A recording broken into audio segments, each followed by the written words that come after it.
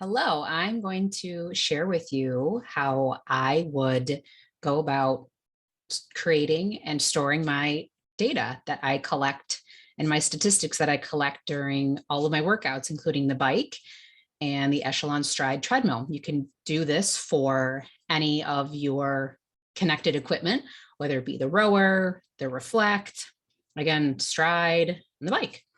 So this is under the assumption that you already have Google Drive installed. This is not a tutorial about how to get started with Google Drive, but I find this to be the easiest way to collect the data in a little bit of a techie way. But once you create this, you kind of set it and forget it. So I have a folder created here. And what I'm going to do is I'm going to go up to New. I'm going to create a form. It's then going to open up a blank Google form. And here you can type in the form that you'd like, whatever you'd want to call it.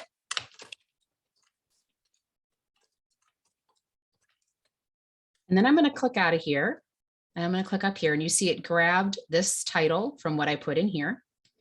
Now I'm going to show you what I typically put in my two collection sources. I use one for the bike and one for the treadmill because I like to collect the data separately. I get pretty granular, but I like to just have this kind of at my fingertips and just do some analysis over time of how my fitness and performance are doing.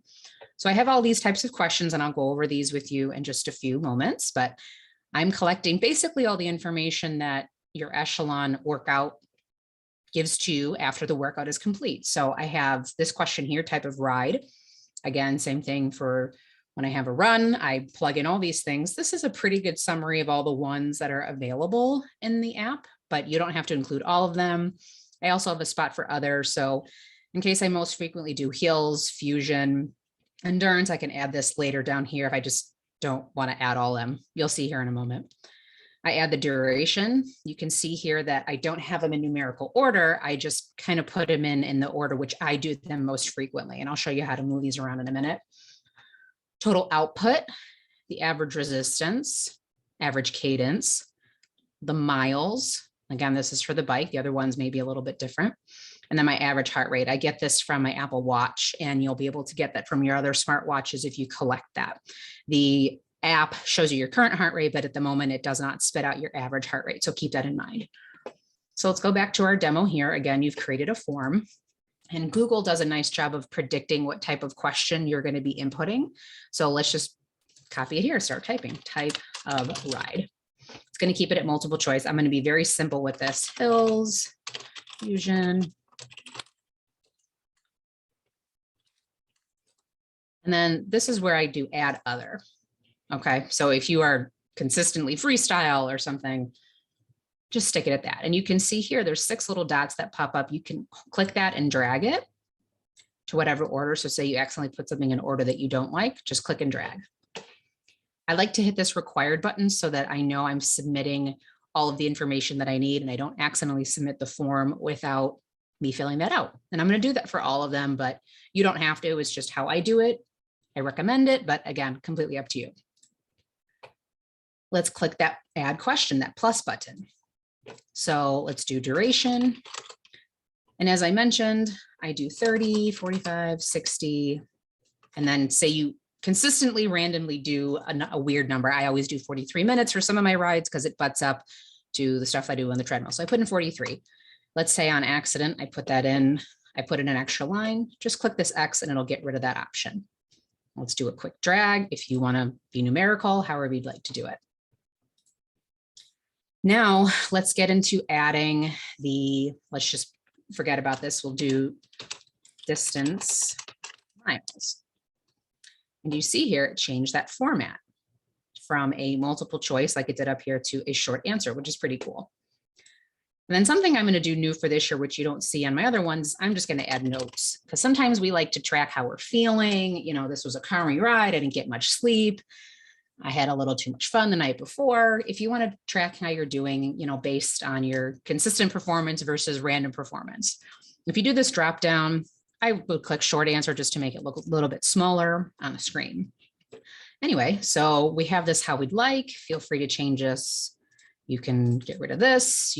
Again, everything is completely up to you. So now let's get ready to send it to ourselves. or to test it out. And again, I'm doing this on a computer. I recommend you do it on a computer versus a phone. You will have a lot more of the features and it's easier just to move things around. You can achieve this on your phone using the Google Drive apps, but it goes a lot smoother because especially I believe on the iPhone, when you create a form, it puts you into the browser and it's just not as user-friendly as it is compared to a computer. And as you know, I'm using a Mac. So if you're using a PC or similar, your experience is going to be slightly different, but the gist of it is the same. Click this send button, or if you want to get a little creative, you can. I found the specific color that Echelon is using right now, I believe. So I grabbed that there, but again, completely up to you. I think the default is this purple, but anyway, let's just go for it. So click send. Come on over here and click this link. I like to shorten the URL. It just makes it a much more quick experience, so to speak. So then let's copy this. Now I'm going to go and just paste it into another browser just to see how I like it. And again, this is going to look a little bit different from when I show you on the phone, but let's just start populating some stuff. And I did 6.3 miles and I'm not going to add any notes. I don't really need it. You can see I put a red asterisk here if it's required. Submit. Let's do it again. Let's just throw some other stuff in there. And I did 10 miles, 10.1. All right. So let's go back here. And you can see 2 responses have come in. Oh my goodness. This is a snapshot of what you'd like to get to. So now let's start collecting it as a spreadsheet. You see this green icon here? If you click on this, this will create a Google Sheet document. Create a new spreadsheet. You can name it what you like. Do not do select existing, do create new spreadsheet. Let's create. This little notification popped up. Let's go to open. All right, so we've got some data. And of course, this will look more, a little bit different when you add more of those questions and so on. But this is a really fun way for you to start collecting data. I'm not going to go into formulas or anything, but this is how I collect mileage over the year. So equals sum, open parentheses, click on that column, type close parentheses, and there you go. It's starting to collect real data. So let's zoom in a little bit so you can see more closely. Double click on the cell if you want to shrink it a little, but anyway, this is your total mileage. Pretty awesome. And then I also, in other instances, pretend that this column was heart rate. What I will do is average heart rate. So equals average. Pretend this was heart rate, which it's not. And you'll start getting averages, or if you want to, average duration and so on. So now let's show you how to get this over to your phone. So what I'm going to do is I'm going to pull up my phone.